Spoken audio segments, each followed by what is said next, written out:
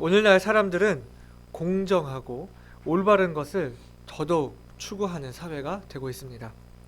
정의로운 사회, 이 정의를 추구하는 사회가 된다는 건 바람직한 일인 것 같습니다. 물건을 하나 구매할 때도 그 브랜드가 얼마나 선한 영향력을 끼치고 있느냐를 보면서 물건을 구매하는 추세입니다. 그만큼 불공정한 것에 대해, 이 불평등하다고 느끼는 것에 대해서는 더욱 참지 못하게 되고, 이 소비자들이 좋은 기업과 좋은 회사에는 돈줄을 내준다 이렇게 표현을 하거든요. 열심히 사서 돈을 써서 아예 돈으로 혼내주자 뭐 이런 식으로 돈줄을 내준다 하는 말이 있고, 또 이 불공정한 기업에는 불매 운동을 벌인다든지 해서 이렇게 소비자들이 직접 기업들을 권선징악을 이루는 그런 움직임들이 사회 곳곳에서 일어나고 있습니다. 이런 시대에 국민의 녹을 받는 이 고위 공직자들이 이 내부 정보를 이용하여 공정하지 못한 이익을 취했다는 그런 뉴스들은 더더욱 우리 국민들에게 충격과 실망을 안기게 된 것입니다. 우리는 계속해서 이 예루살렘으로 향하는 예수님의 여정을 보고 있습니다. 예수님의 여정에는 항상 예수님을 따르는 그 제자들도 있었지만 계속 예수님을 시험하고 또 예수님을 어떻게 해야 할까 모의하는 대제사장들과 바리새인들도 있었습니다. 우리는 계속 이 복음서를 보면서 계속 바리새인들의 이 위선적인 모습과 예수님이 바리새인들을 향해 하시는 그런 질책들을 계속 보아왔기 때문에 자연스럽게 바리새인이라고 하면 부정적인 시각을 가지게 되고, 또 세리라고 하면 참된 회개의 어떤 전형으로 우리가 그렇게 생각하게 되는 그런 경향들이 있지만, 이 당시 이스라엘 사람들에게는 정반대였습니다. 그러니 예수님이 하시는 그런 말씀들은 유대인들에게 아주 충격적인 이야기였고 또 충격적인 사건들이었을 것입니다. 지난 시간에는 우리가 기도하고 낭망하지 말아야 될 것을 말씀하시면서 주님께 우리가 그 조르는 기도, 그 드리는 기도 내면에 갖춰야 할 우리의 마음과 우리의 믿음에 대해 생각을 해보았는데요. 오늘 말씀도 이 바리새인과 세리의 기도가 나오기 때문에 기도에 대한 말씀이라 이렇게 생각할 수 있겠지만, 오늘 말씀에서 또 서두에 주님이 말씀하신 그 주제를 먼저 이야기하고 있는 것을 볼 수 있습니다. 자기를 의롭다고 믿고 다른 사람을 멸시하는 자들에게 비유로 하신 말씀이라는 것입니다. 그리고 그 이야기의 말미에 어떤 사람이 의롭다함을 얻게 되는지, 또한 하나님의 나라에 어떤 사람이 합당한지 말씀하심으로써 이 오늘 본문을 보면서 우리가 생각해야 할 문제는 이 의롭다함을 얻기 위해서는 어떻게 해야 하는지, 하나님 나라에 합당한 자가 되기 위해서는 어떻게 해야 하는지를 생각해야 하는 것입니다. 오늘 본문에서 예수님은 바리새인과 세리가 기도하는 것을 비유로 말씀하셨습니다. 비유이기 때문에 이 이야기는 사실이 아니라고, 전혀 사실과 관련 없는 이야기다라고 생각할 수도 있겠지만, 오히려 그럴 수 있을 법한 이야기, 충분히 그럴 수 있을 납득할 만한 이야기를 하심으로써 겉으로 보여지는 것 이면에 있는 이 바리새인과 세리의 마음 상태를 다 알고 계시는 그 주님께서 우리가 주님께 나아갈 때 어떤 마음가짐으로, 어떤 마음 상태로 주님께 나가야 할지 알게 하시고자 이 말씀을 전해 주셨다고 할 수 있습니다. 그래서 오늘 본문을 통해 주님이 원하시는 사람, 주님이 어떤 사람을 의롭다고 하시는지, 주님이 어떤 사람을 받아들여 주시는지, 이 하나님 나라에 합당한 사람은 어떤 사람인지, 우리가 어떤 마음을 가지고 주님께 나아가야 하는지, 이 오늘 본문에 나오는 세 유형의 사람들을 살펴보며 함께 교훈을 나누고자 합니다. 먼저 우리는 하나님 앞에서 자기의 모습을 바로 볼 줄 알아야 합니다.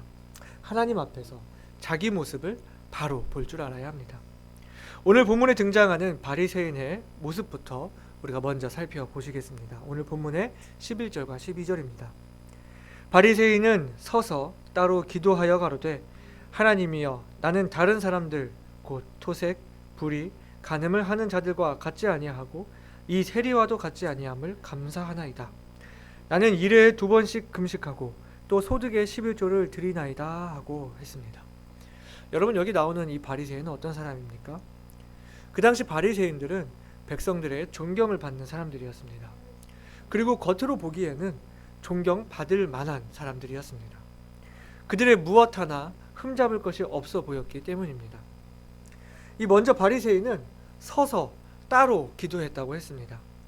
바리새인이라는 말 그 자체가 분리주의자라는 뜻으로 이 백성들과 자기를 구별하여 거룩하기를 추구하는 사람들이었습니다. 그래서 이들은 특별한 우월 의식에 빠져 있었고, 그래서 다른 사람들과 자신들을 구별하면서 따로 기도하며 자아 도취에 빠져 있었던 것을 볼 수 있습니다. 그 기도 내용이 무엇입니까?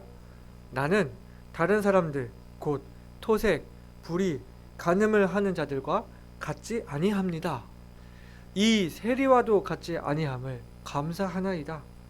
하나님께 감사를 드린다고 말하고 있지만 그 감사의 내용인즉슨 자신이 죄를 짓지 않았다는 것입니다. 자신은 깨끗하다는 것이죠.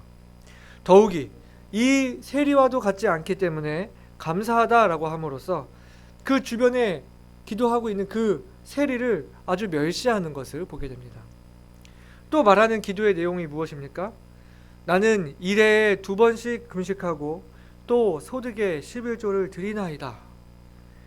이 유대인들에게 금식이라고 하는 것은 대속죄를 위해서 1년에 한 번 금식하는 날이 제정되어 있었지만, 이 바리새인들은 일주일에 2번, 이 율법에 명하신 것보다 더 지나치게 이 금식을 제정하고 그렇게 실행을 했습니다. 또 지난 11절에서 우리가 누가복음 11장에서 함께 나누었던 말씀을 다시 생각해 보면, 화 있을진저 너희 바리새인이여 너희가 박하와 운향과 모든 채소의 11조를 드리되 공의와 하나님께 대한 사랑은 버리는도다. 그러나 이것도 행하고 저것도 버리지 아니하여야 할지니라. 누가복음 11장 42절에서 주님 말씀을 하셨었는데요. 11조를 하라고 명시하지 않은 그 부분까지, 그 작은 향신료 알갱이 하나하나까지 일일이 세어가면서 그렇게 11조를 함으로써 자신들이 그만큼 하나님께 열심이고 아주 의롭다는 것을 내세우기 위한 것이었습니다. 여러분이 이 기도를 한번 잘 보세요. 이게 기도인가요? 하나님이여 라고 그렇게 부르면서 시작을 하기는 했지만 사실은 자기 자랑만 늘어놓고 있을 뿐입니다. 나는 죄가 없다. 깨끗하다. 나는 다른 사람 같지가 않다. 나는 의를 행한다.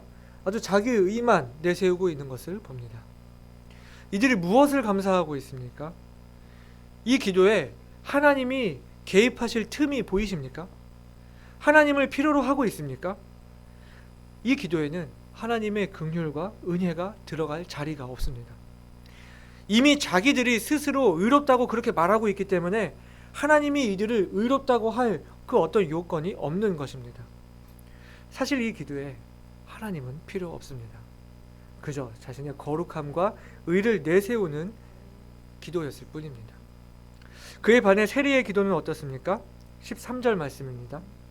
세리는 멀리 서서 감히 눈을 들어 하늘을 우러러 보지도 못하고 다만 가슴을 치며 가로되 하나님이여 불쌍히 여기옵소서 나는 죄인이로소이다 하였느니라. 먼저 이 세리는 멀리 섰다고 합니다. 이 유대인들을 위해서 지었던 당시에 이 헤롯 성전에는 여인의 뜰이라는 곳이 있었는데, 대부분의 이 유대인들은 이 성전 안에 여인의 뜰에 들어가서 기도했다고 합니다. 그리고 이방인들은 그 안에 들어갈 수가 없고 그 주변에 있는 이방인의 뜰에서 그렇게 기도를 했다고 하고 있습니다. 아마도 이 세리는 멀리 서서라고 하는 그 말은 자신의 죄책감으로 인해 여인의 뜰에 들어가지도 못하고 다른 유대인들이 기도하는 곳에 가지 못하고 저 멀리 이방인의 뜰에서 그렇게 멀리서나마 기도했던 것이라고 볼 수 있겠습니다. 또 그는 눈을 들어서 하늘을 우러러 보지도 못했다고 말하고 있습니다. 그리고 가슴을 치며 아뢰었다 이렇게 말하고 있습니다. 이것은 통회하는 자의 자세를 말하고 있는 것입니다. 그리고 그는 말하기를 하나님이여 불쌍히 여기옵소서 나는 죄인이로소이다 이렇게 말하고 있습니다.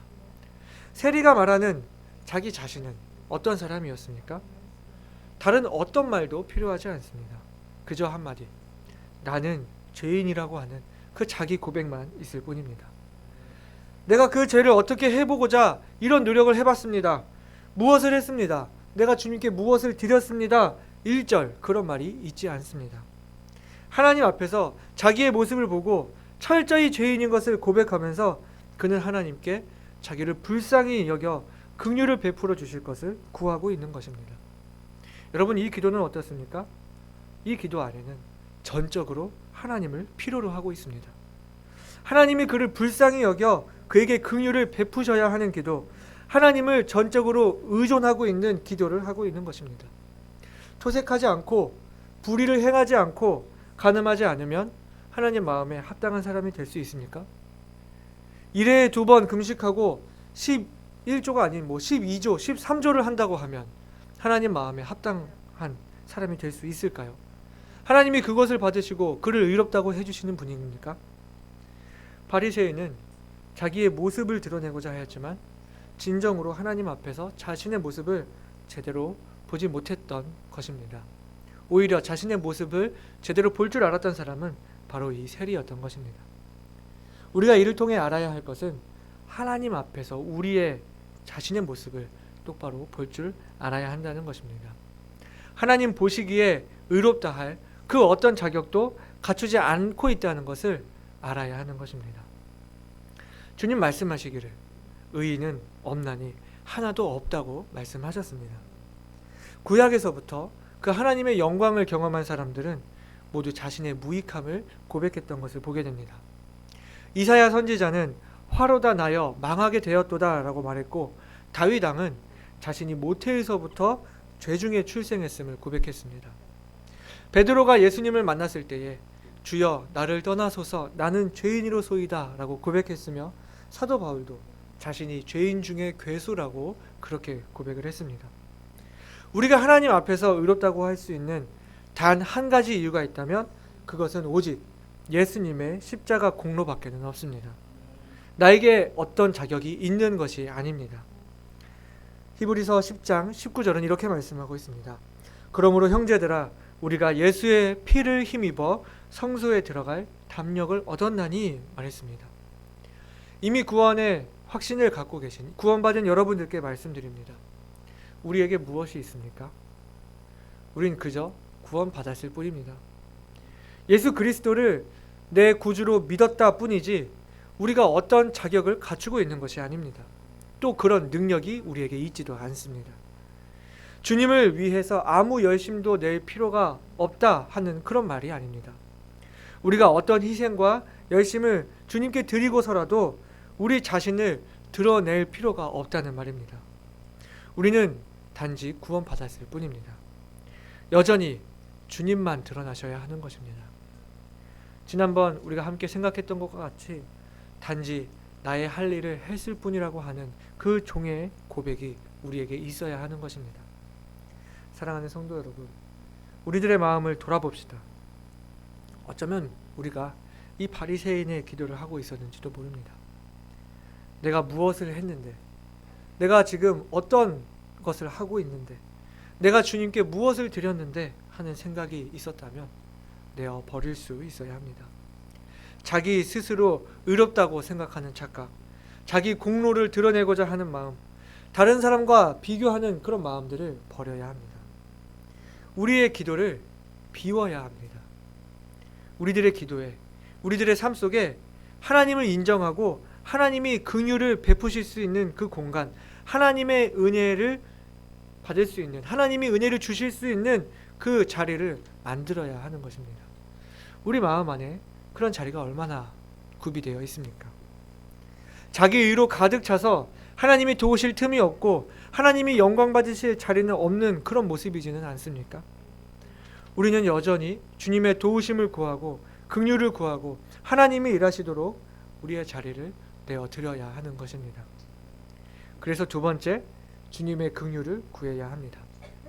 여러분, 세리의 기도는 무엇이었습니까? 하나님이여 불쌍히 여기옵소서 나는 죄인이로소이다 하는 고백이었습니다. 주님께서 도와주십시오.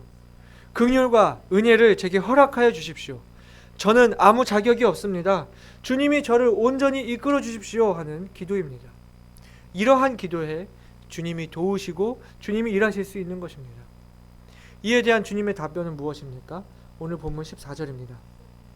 내가 너희에게 이르노니 이 사람이 저보다 의롭다 하심을 받고 집에 내려갔느니라.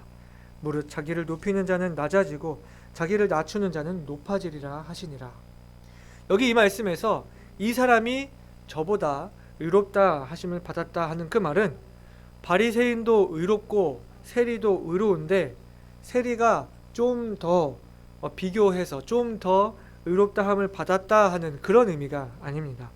원문의 의미를 자세히 살펴보면 저 바리새인이 아니라 이 사람이, 이 세리가 의롭다함을 받았다 말씀하신 것이라고 말할 수 있습니다. 하나님 앞에서 자기의 모습을 정말 제대로 온전히 보게 된 사람은 당연히 내가 하나님 앞에서 내세울 수 있는 것이 아무것도 없다는 것을 깨닫게 되고, 그 때문에 주님의 긍휼을 구할 수밖에 없는 것입니다. 우리가 확실히 알아야 할 것은 하나님은 구하는 자에게 긍휼을 베푸신다는 것입니다. 여러분 한번 잘 생각해 보시기 바랍니다. 예수님은 모든 사람들의 죄를 위해서 십자가에서 우리의 죄를 대속하셔서 죽으셨습니다. 그리고 하나님은 모든 사람이 구원을 받으며 진리를 아는 데 이르기를 원하신다 말씀하셨습니다. 그러면 여러분, 모든 사람이 다 구원 받습니까? 복음을 몰라서 구원받지 못합니까? 복음에 대해서 들었고 알면서도 구원받지 못하는 사람들도 있습니다. 여러분, 로마서 10장 9절과 10절 말씀을 보시게 되면 내가 만일 내 입으로 예수를 주로 시인하며 또 하나님께서 그를 죽은 자 가운데서 살리신 것을 내 마음에 믿으면 구원을 얻으리니 사람이 마음으로 믿어 의에 이르고 입으로 시인하여 구원에 이르느니라, 이렇게 말씀을 하셨는데 13절 14절을 보시게 되면 누구든지 주의 이름을 부르는 자는 구원을 얻으리라 말씀하시고, 그런즉 저희가 믿지 아니하는 일을 어찌 부르리요, 듣지도 못한 일을 어찌 믿으리요, 전파하는 자가 없이 어찌 들으리요, 이렇게 말씀하고 있습니다. 여러분, 가만히 있으면 다 구원을 받습니까? 복음을 듣기만 하면, 들어서 알기만 하면 구원이 이루어지는 것입니까? 제가 지금 영접 기도문을 가지고 기도해야만이 구원받는다고 말씀드리는 것이 아닙니다. 영접 기도는 구원이 아닙니다. 하나님은 구원받을 사람을 택하셔놓고 그 사람의 마음이 어찌 되었든 그 택하신 사람을 믿게 해서 구원하시는 것이 아닙니다. 구원의 복음을 듣고 그 복음의 메시지 앞에 내가 굴복하며 그 구원을 내게 달라고, 내 것이 되게 해달라고 구하는 자에게 주시게 된다는 것입니다. 예수 그리스도의 복음과 또 그것을 믿고 받아들이는 사람의 마음, 저를 구원해 주십시오라고 부르짖는 그 요청이 중요하다는 것입니다. 제가 한 가지 예를 들어 드릴까요? 저희 가족은 이번에 실비보험 덕을 톡톡히 봤습니다. 이번에 저희 아버지 일을 겪으면서 저희 아버지가 실비보험이 있었기 때문에 천만다행이었습니다. 저도 실비보험이 있는데요, 제가 병원에 갈 때마다 보험금을 청구하지는 않습니다.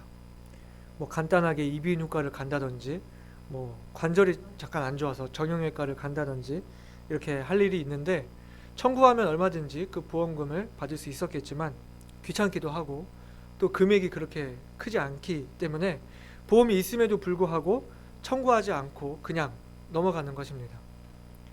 근데 보험에 가입이 되어 있어도 청구하지 않으면 아무 소용이 없잖아요. 그런데 사람이 이번에 일을 겪으면서 간단한 그 진료에는 보험이 있어도 청구할 생각을 잘 하지 않는데, 이 큰 일을 당하게 되니까 당장에 먼저 생각하는 것이 보험부터 확인하게 되는 것을 경험을 했습니다. 자기 의로 가득 차서 하나님 앞에서 자신의 죄가 얼마나 중대한지 모르는 사람은 그만큼 자기가 구원을 요청해야 할 필요를 느끼지 못하는 것입니다. 그러나 하나님 앞에서 자기의 모습을 제대로 바라보고 자기의 무익함과 자기의 죄악이 얼마나 큰지를 직시한 사람은, 그 형벌의 값이 얼마나 큰지를 아는 사람은 당장에 주님 앞에 찾아가서 구원을 요청하게 된다는 것이죠. 여러분, 물에 빠져보신 적 있으시나요? 이 물이 깊지 않다는 것을 알면, 또 자신이 수영을 할 줄 알면 그것은 잠수놀이죠. 그런데 자기가 수영도 할 줄 모르고 발이 땅에 닿지 않는다는 것을 체감했을 때, 그때부터는 더 이상 놀이라고 말할 수가 없습니다. 아무리 발버둥 쳐도 계속 물에 잠기게 되고 물이 코로 들어오고 입으로 들어오는 그런 상황에서 할 수 있는 것은 살려달라고 외치는 그 말 한마디밖에 없습니다. 우리가 하나님 앞에서 우리 자신의 모습을 바로 볼 수 있게 되었다면 그 다음에 우리가 자연스럽게 나올 수 있는 말은 하나님의 긍휼을 구하는 일입니다. 내가 철저히 죄악된 속에 있다는 것, 나에게 여기서 구해낼 수 있는 아무런 능력과 자격이 없음을, 또 그 죄의 형벌 때문에 내가 지옥의 형벌을 받게 될 것을 내가 알게 되었다면 우리는 조속히 하나님께 구원해 달라고 부르짖어야 하는 것입니다.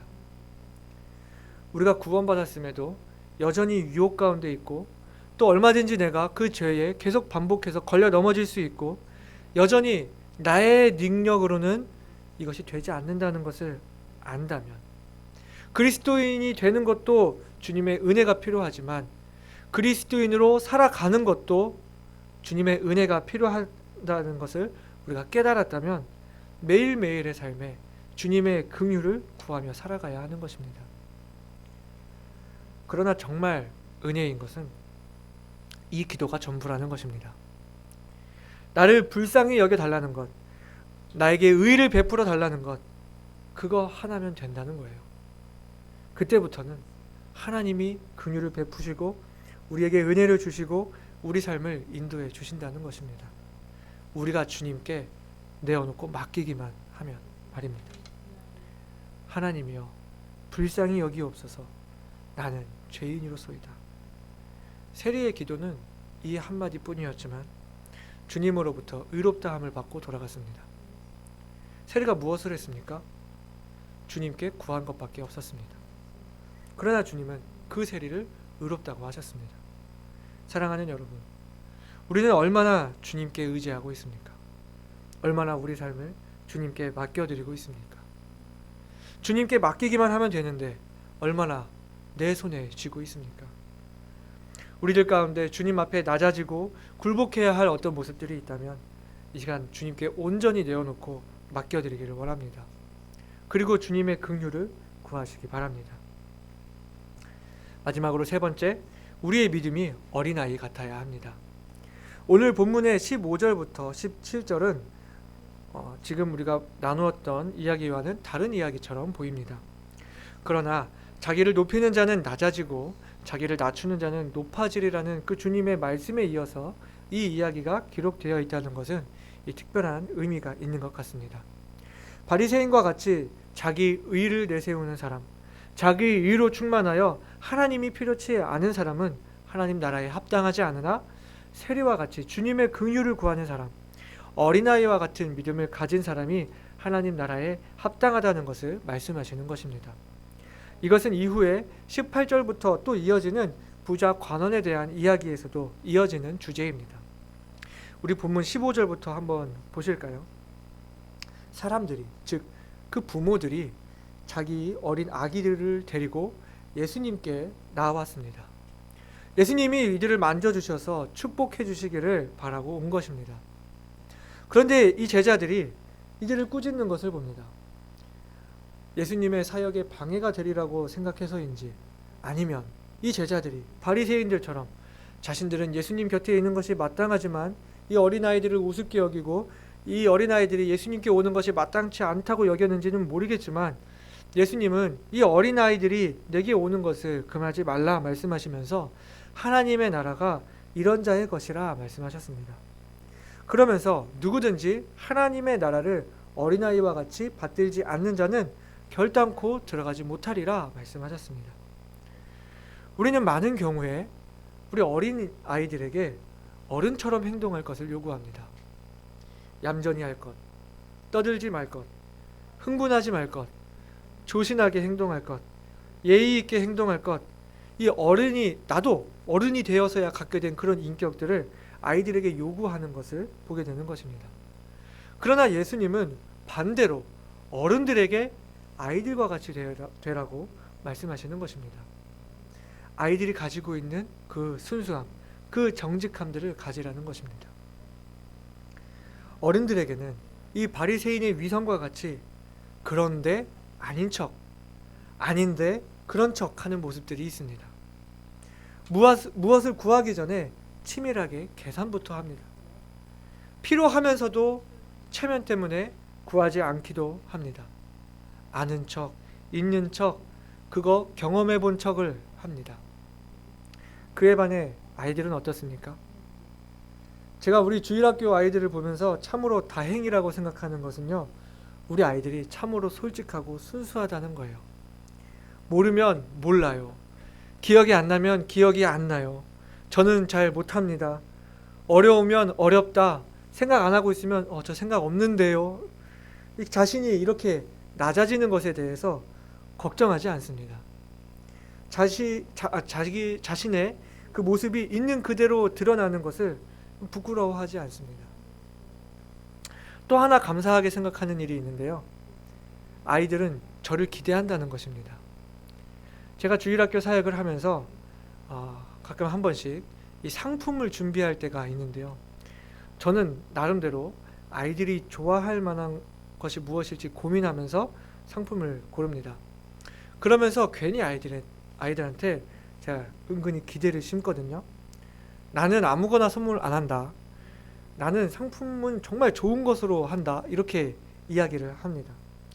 그런데 아이들이 그 말을 믿어주고 있어요. 전도사님은 아무거나 상품 안 줘. 전도사님은 정말 좋은 것을 상품으로 준다 하면서 제가 상품이 있다 그렇게 말을 하면 그것을 기대하는 것입니다.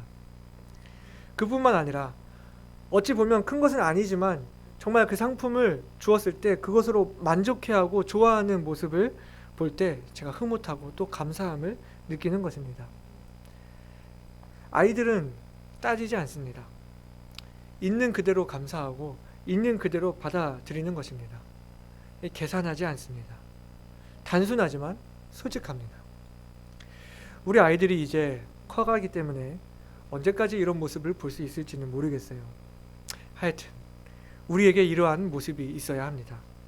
자신을 꾸며내지 않는 솔직함, 어른들을 믿고 온전히 의지하는 그 마음, 계산하지 않으며 그 자체로 만족하는 마음, 의심하지 않고 있는 그대로 받아들이는 마음, 이러한 순수함을 우리가 가져야 하는 것입니다. 오늘 말씀에 나온 바리새인과 세리 그리고 어린 아이들의 모습을 보면서 우리 자신의 모습을 돌아보기 바랍니다. 나는 얼마나 주님 앞에 순수했는가?